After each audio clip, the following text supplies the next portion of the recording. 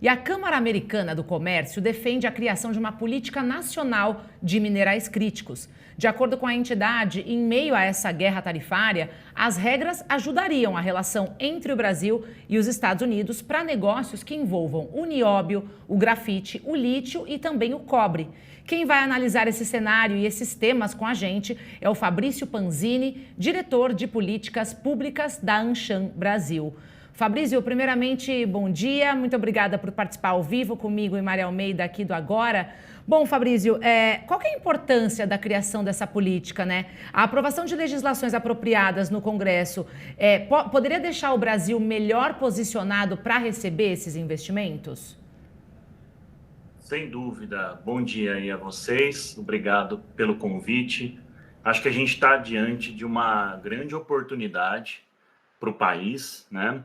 Nós estamos falando aí de uma transição energética que requer, né, principalmente uma série de equipamentos, né, para produção de energia, seja solar, seja eólica, seja baterias, e todos esses equipamentos eles levam na seu beneficiamento, né, na sua transformação, eles levam esses insumos feitos a partir de minerais críticos. E o Brasil, ele é um player importante nesse cenário de minerais críticos. O Brasil tem algumas reservas importantes destes minerais e de terras raras. A gente, né, como país, nos destacamos em nióbio, por exemplo, uma grande reserva internacional. O Brasil tem, né, um grande predomínio nesse caso. Grafite também temos bastante. Terras raras, o Brasil tem cerca de 16%. E todos eles são utilizados, como eu mencionei aqui, para esses equipamentos. Então é importante, né, a gente aproveitar esse momento para discutir uma política, né, nacional que vá desde a pesquisa e desenvolvimento nessa área até incentivos para a gente transformar isso e entrar nessa cadeia global desses produtos, né? Fabrício, o Brasil às vezes tem uma triste tradição de chegar um pouco atrasado em alguns debates e com isso aproveitar pouco alguns dos potenciais que a gente tem no país do ponto de vista social e econômico. Mas nesse caso, então, os minerais críticos eles passaram a ocupar um pouco mais a agenda desde que Donald Trump começou a fazer as ameaças, a se posicionar internacionalmente e declarar a preocupação com esse tipo de mineral. E aí agora está acelerando um pouco o debate aqui no Brasil sobre a política. Quais são os pontos que você destacaria de detalhes nessa... A política é ampla, como você falou, mas quais são os pontos de maior tensão que podem fazer avançar ou retroceder esse debate de maneira mais rápida aqui no país? Tá certo. Bom, primeiro, tem toda a razão. Eu acho que a gente tem que aproveitar esse momento mesmo. Acho que a gente tem poucos, né, alguns estudos internacionais demonstram que essa oportunidade de minerais críticos vai fazer com que a mineração internacional tenha um crescimento sem precedentes nos próximos anos. Então, é importante esse ponto que você colocou, Mari, que a gente não pode perder essa oportunidade. O que a gente vê aí como Anshan importante nesse projeto de lei, né, o 2780 do ano passado, a gente vê alguns pontos aí que podem fazer a diferença. Primeiro, né, a gente prevê incentivos para pesquisas. Por quê? Porque você tem muito ainda, né, na mineração que precisa ser desenvolvido, né, estratégias para você, né, explorar, para você beneficiar. Então, o primeiro ponto estaria em pesquisar e desenvolver. O segundo ponto é a gente desenvolver bem os incentivos para que a gente possa fazer a transformação desses minerais dentro do Brasil.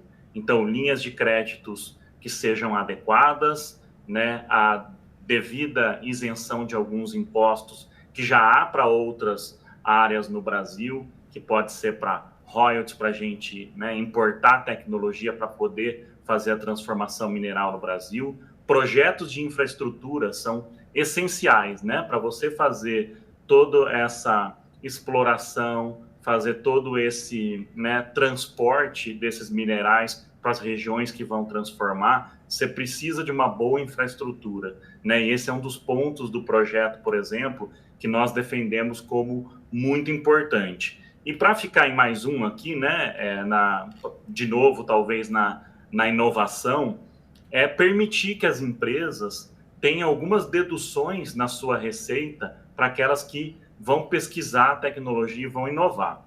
E eu acho que o outro ponto fundamental é o seguinte: nós já temos reservas provadas que nos colocam numa posição de relativo destaque internacional, mas nós ainda não conhecemos tudo que a gente tem, né? Então, por isso é importante que a política nacional ajude a gente a desenvolver meios de descobrir mais as nossas reservas e também que a cooperação internacional entre como uma estratégia importante, porque a gente pode aprender com outros países, com os Estados Unidos é um exemplo, e como a gente pode mapear melhor esse nosso território. Agora, Fabrício, hoje, qual que é a diferença, né? Vocês estão ansiando bastante por esse projeto para que haja essas regras nessa regulamentação. Hoje não existem regras claras de exploração? Isso, a gente tem que, né, avançar nisso para dar um pouco que a gente chama de segurança jurídica para esses investimentos, né?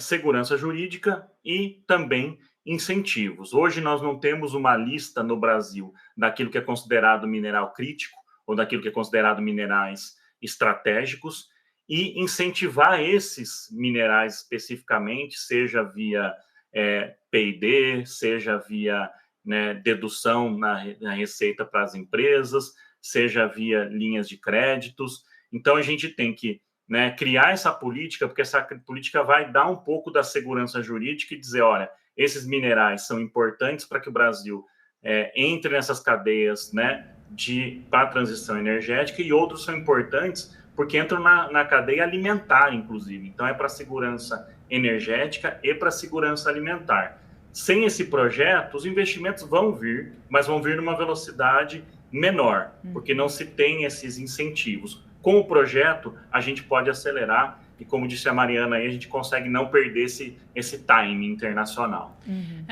Seguindo ainda na pergunta da Paula, porque por definição, na verdade, o subsolo ele é um patrimônio público, né? Então, quando o capital privado ele faz investimento, ele precisa ter algum tipo de regulamentação específica a depender do produto para saber como que ele vai poder usufruir disso do ponto de vista econômico. Então, o projeto, basicamente, quando você fala de incentivos, é uma determinação mais precisa, mais nítida aí, de quais são as possibilidades do capital privado, né, do setor privado entrando para fazer a exploração desse tipo de recurso. É nesse sentido, correto?